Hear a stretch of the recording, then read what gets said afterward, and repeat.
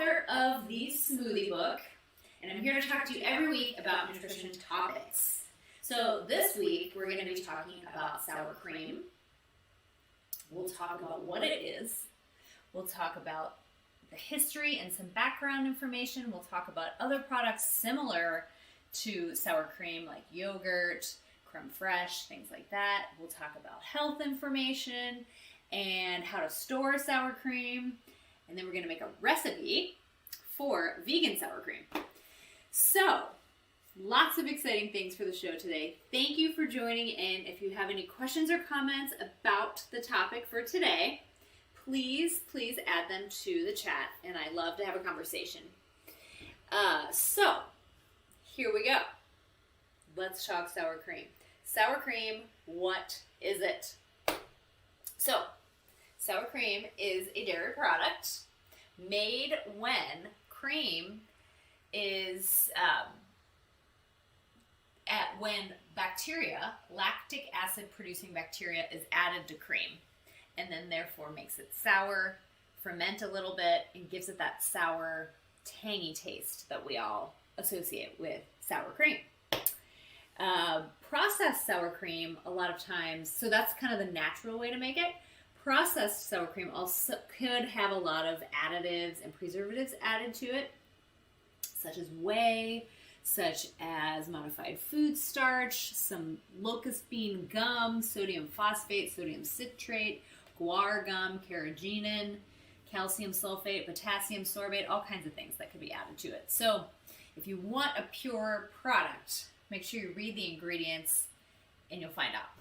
So the history of sour cream dates back all the way to the first half of the 20th century, and it is associated with cooking traditions of Eastern Europe, of Germany, the Ukraine, and Russia. And as people migrated west, the popularity started spreading out. Vegan sour cream, does such a thing even exist? It sure does. We're going to make it today. It's cashew based. For those of us or anybody that doesn't want to have dairy, you can make it without dairy.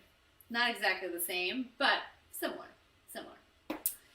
Okay, so as people started migrating away from the Ukraine, Eastern European area, it became more popular in other areas, which we're going to find out the different versions of sour cream that there are out there today. So sour cream was originally made by letting cream that was skimmed off the top of milk ferment at a moderate temperature. And let's see. It can also be prepared by souring pasteurized cream with acid-producing bacterial cultures. So 2 different ways of doing it, similar outcome. Although we're going to talk about the probiotic component of it in a little bit. Okay, so the bacteria that ferments then thickens the cream from this process, and that's why sour cream is pretty thick. So it also helps preserve it too.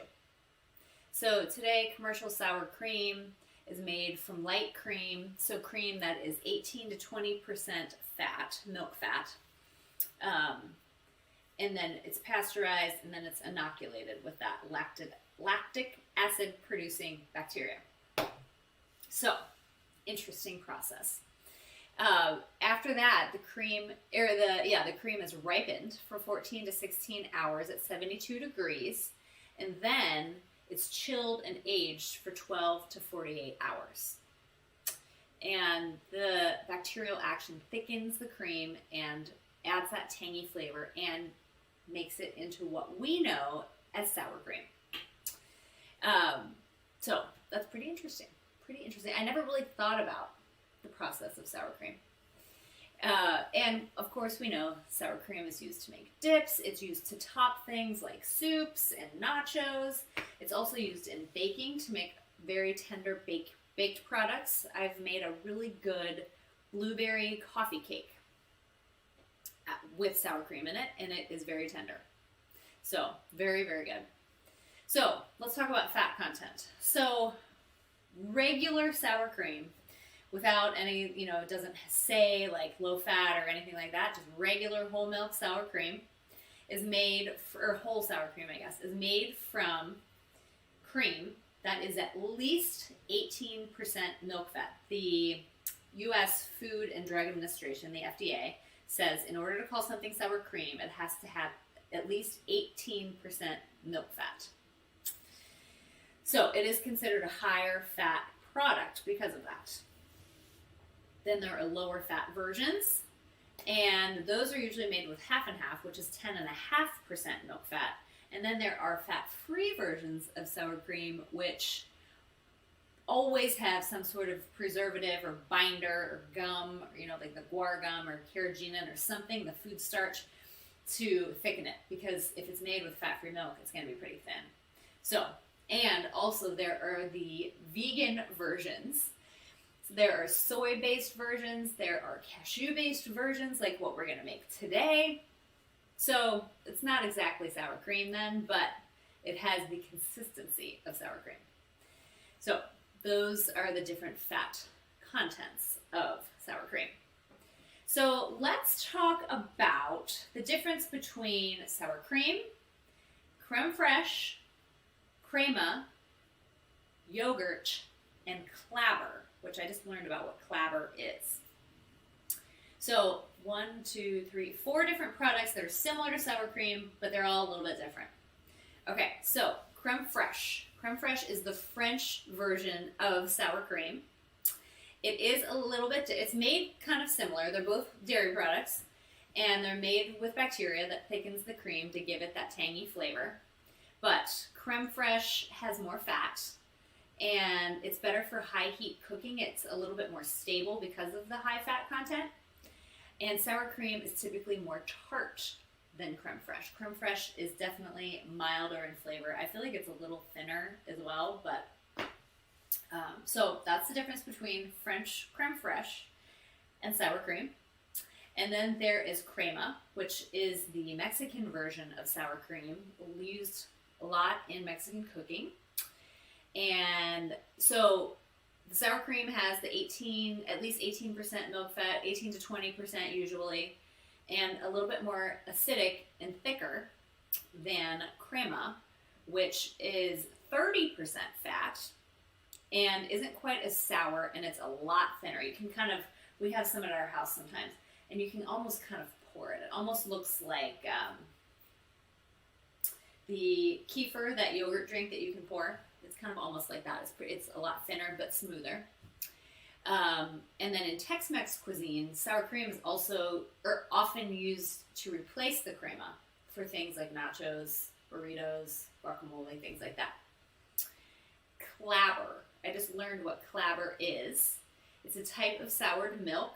It looks a lot like yogurt. I was looking at pictures of it. It looks a lot like yogurt. In areas of southern United States, it's eaten kind of like yogurt, where it's eaten as a breakfast with brown sugar, nutmeg, cinnamon, or molasses. I thought that sounded really good. Or sometimes it's eaten with fruit or black pepper and cream. And clabber used to be used as a leavening agent for baking before baking soda and baking powder were introduced. So it could be used as a leavener, which is interesting because if you ever make something like, I've made paneer cheese before. It's just making me think of this. And when you make paneer cheese, you boil milk, but you have to add something that'll sour it, like lemon or yogurt. So that makes sense that you could probably use clabber as well. And it's very stable as well. So it used to be used and eaten in areas where access to refrigeration was limited. So it keeps very well. Okay, yogurt. Let's discuss yogurt. So yogurt and sour cream, kind of similar, kind of different. Yogurt is a fermented milk, and sour cream is made from fermented dairy cream. And also the bacteria that are used to ferment both of them are different from each other. So, and yogurt has been around a lot longer than sour cream. I didn't know that. And then there's vegan sour cream. So we kind of just talked about this before. But soy, there are soy-based sour creams. There are cashew-based sour creams. I'm sure there are other versions of sour cream that I'm not even aware of. So there we go. So let's talk about cooking and baking and using sour cream. So the best, to get the best outcome of your sour cream, it is recommended that you bring it to room temperature first before you use it. And before, especially, excuse me, especially before you add it to hot food. So if you have like nachos or soup, like sometimes it's added to like a chili or something like that.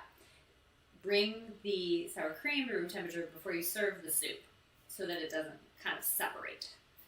And let's see. Or if you stir it into something too. I learned this. I thought this was really cool. If you add 1 tablespoon of flour to a half a cup of sour cream, it can help thicken sauces and help prevent curdling. So that was cool. The flour must do something to kind of stabilize things.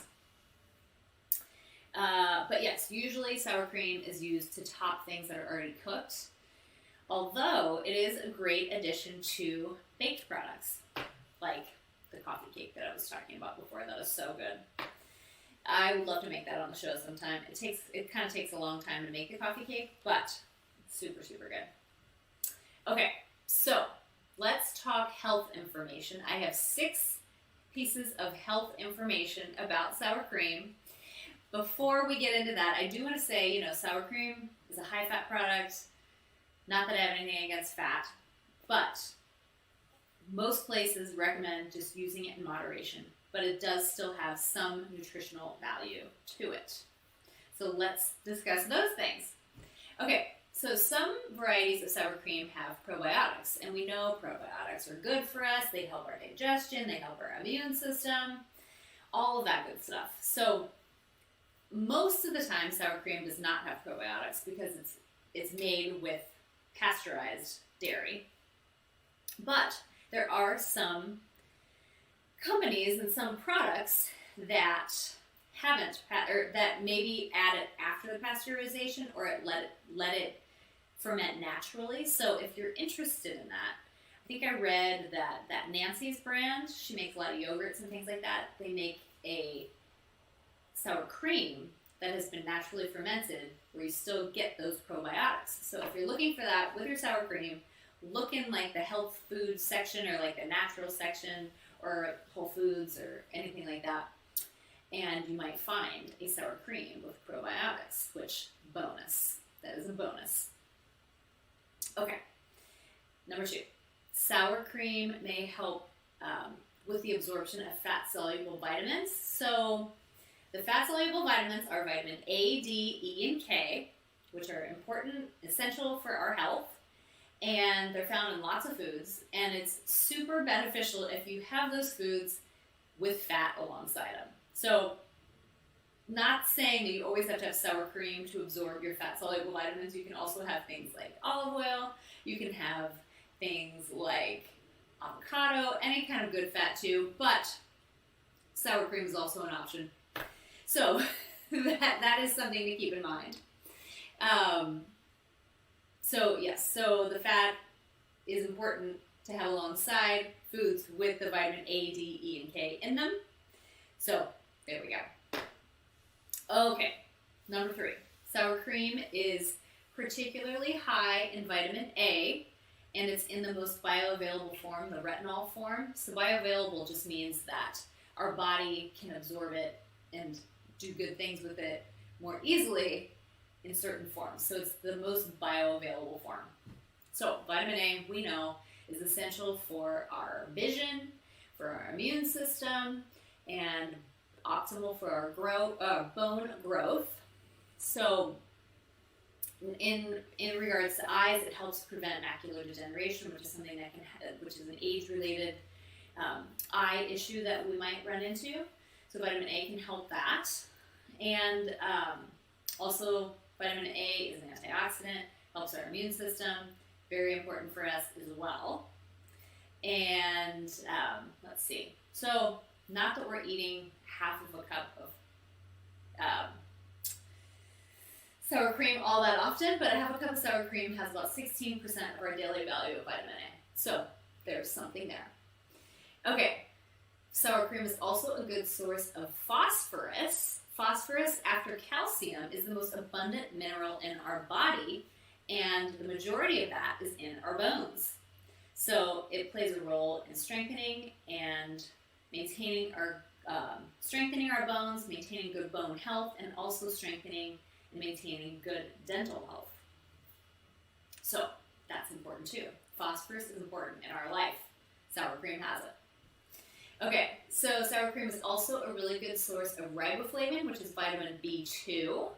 Riboflavin is responsible for giving us energy from carbohydrates.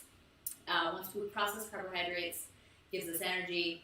Riboflavin helps in that process. It may also have some antioxidant components to it too, which we know. The radicals out there, in the environment, in our food, in our life, we want to battle those free radicals with antioxidants. So, riboflavin may be one of those as well, and the vitamin A. Last but not least, sour cream is a good source of calcium. We know calcium is important for our bone health, it's important for our teeth, it's important for our bone density. So that, along with vitamin D, along with vitamin K and magnesium and phosphorus, those are all important for our bones. So we need calcium. And also I found out it may help with our blood pressure, which I thought that was interesting. Okay, so what is the best way to store sour cream? So if it is in the refrigerator and the container has not been opened yet, you can store it, from what I read, for 1 to 2 weeks after the sell-by date. If you have opened it, it could last for 7 to 10 days. So that's pretty good. And I found out you can also freeze sour cream. I always love finding out about things you can freeze. So helpful. So it may separate a little bit. So if you want to use it after you've frozen it, defrost it in the refrigerator for a couple of days. And probably ideal to use it for things like baking or adding to soups, things like that. Especially if it has separated a little bit, it'll still work, but the consistency might be a little bit different. So I thought that was pretty cool. I did not know you could freeze sour cream. Okay, let's get to our recipe. It is called Vegan Sour Cream. You can find it on relish.com. The person that wrote the recipe is Cookie and Kate. So when you click on the recipe, you'll be taken to Cookie and Kate's recipe. She always has really good recipes. I feel like I've used many of them on the show. Okay, so this recipe is cashew-based sour cream. I'm thinking that I'm going to use this like as a dip, or like even like on a piece of toast or something, because it's not going to be super sour creamy, but I think it would be really good that way. Or you could use it for topping things like nachos, add it to a burrito, add it to soups. You could use this for a component of a baked good. So lots of options if you like things to be dairy-free. Not that I like things to always be dairy-free, but I thought this would be kind of fun. I'm very curious about the consistency. Okay, so I cut the recipe in half. So I took a half of a cup of raw cashews, and I've been soaking them for about 4 hours. That's what the recipe says to do. So they are soaking in here. This just helps soften them a little bit for when you see that? There you go. It softens it a little bit for pureeing. It just makes it easier. Okay. Now, you see our beautiful flowers right here from Raphael. Okay. So, I'm going to drain these cashews. I'm going to pour them through a strainer that I have over a bowl. And I just love anything that's cashew-based, really. Cashews are delicious. Oops. Okay. All right. Next, I'm going to just reorganize this a little bit. Okay. We've got our handy little hand blender with a bowl. You can put these in a regular blender too, a food processor. If you're going to use a blender or a food processor, I would say for sure do a whole recipe, maybe even double it, because it might just be hard for it to get traction in there. But this, since it's small, I figured halving the recipe was probably going to be okay. Okay, So we have our half of a cup of raw cashews that have been soaking for 4 hours. Okay. There we go. Okay, next, half of a cup of water. So we're going to do, the recipe says half a cup, so we're going to do a fourth of a cup. So let's see. There we go. Oops. Okay, we've got our cup here. I'm just going to do a little splash because the recipe says you can always add more water. I would rather add more water than add less. Hey, Kelly, how's it going? Does it keep longer than sour cream? I would think so. Yeah, I would think it would just because it's just cashews. So I can let you know. Good question. Thank you for joining the show. Okay. Yeah, I would think that it would last, I don't know, a week or two for sure. I feel like sour cream just doesn't ever last that long. So this, I think, would last longer, especially if there's lemon in it too. Okay, we put the water, half of a tablespoon of lemon juice. So, got our trusty lemon juicer. I'm just going to squeeze a little bit. There we go. This is to give it the tang. Alright. Half of a teaspoon of apple cider vinegar. I'm going to measure that, just so I know. Okay, apple cider vinegar. I did a whole episode on apple cider vinegar. Highly recommend you check it out. It was a really good one. Okay, so half a teaspoon apple cider vinegar. I love the smell of the apple cider vinegar. Okay, and 1/8 of a teaspoon of sea salt. Okay. 1/8. I'm going to cut it in half for the 4th. Okay. It says heaping, but I'm going to go with semi-heaping. Okay. Here we go. And 1/8 of a teaspoon of Dijon mustard. That is a small amount, but I think we can do that. We just had mustard with our lunch today, so here we go. Oh, geez. All right.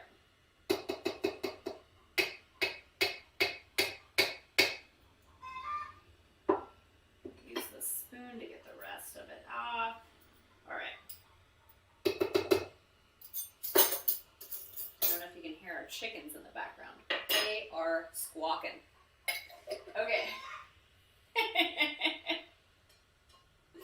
Okay, let's blend it up.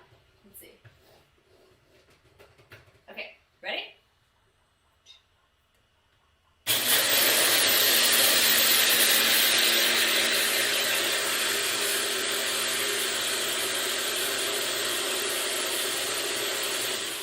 Okay. And then the recipe says, check in on it, scrape the sides down, add more water if you need to, which looks like we do. It's kind of thick and kind of crumbly. Okay. There we go.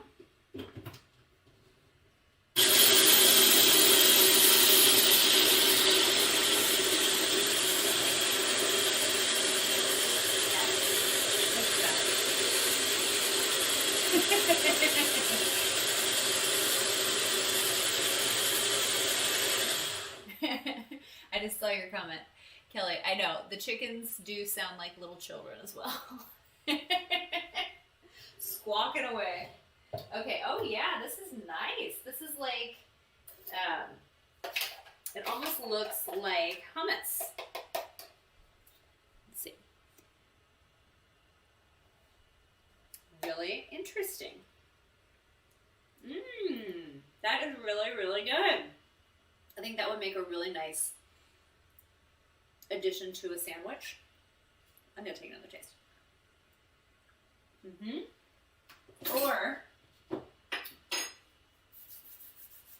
I think that would be really good on, like on a sandwich. What else was I just thinking? I was thinking something else that it could be. Oh, if you want to make a dip with it, like the ranch dip or it's onion and what is it? The French onion soup dip or whatever. When you add that to sour cream, adding some spices to that would be good, like garlic powder. Dip a chip in there or some vegetables. Really, really good. And we'll post more pictures of it on Instagram this week. I'm going to share my Instagram in case you don't follow me. And I will be posting some pictures. So that was really good. Regular sour cream is always really good too. So we've got options. We have got options here. Okay, so quick review. Sour cream comes from the Eastern European, Russian area of the world, or Ukraine. But then, of course, it's traveled to other parts of the world. It is, the FDA says that in order to call something sour cream, it has to have at least 18% milk fat. Sour cream is made from souring cream with a lactic acid producing bacteria. So sour cream is similar to creme fraiche, the French version, similar to crema, the Mexican version, similar to clabber, which is found in the southern United States, and yogurt, found everywhere. They all differ from each other in the tang and the thickness and the bacteria used, but all somewhat similar. Let's see what else. Sour cream might have probiotics depending on the brand that you buy. It helps us absorb fat-soluble vitamins, and it also is a source of phosphorus, good for our bones. Vitamin B2, which is riboflavin, helps us produce energy from carbohydrates. It's a good source of calcium, and vitamin A, which we know is good for our sight and our eye health. So that is it about sour cream. Thank you all for joining the show. Check out my Instagram to see pictures of the results of the vegan sour cream. See you all next time. Have a great night. Have a great day. Talk to you soon.